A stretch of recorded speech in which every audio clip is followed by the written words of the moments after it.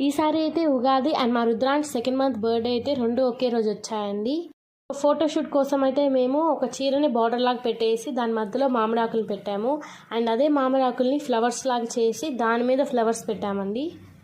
ఉగాదికి and second month బర్త్డేకి మేము రెండు ఒకే థీమ్లో అయితే చేసాము. ఎలా చేసామో కంప్లీట్గా చూడండి. ఇంకా మా అమ్మ అయితే వేపాకులతో హ్యాపీ అని రాస్తుంది. ఫైనల్గా అయితే హ్యాపీ అనేది అయిపోయిందండి. అవుట్పుట్ అయితే ఇలా వచ్చింది. రెండు అరటిపళ్ళు తీసుకొని జాయిన్ చేసి మనకి యూ షేప్ వస్తుందండి. సో యూ అయితే అయిపోయింది.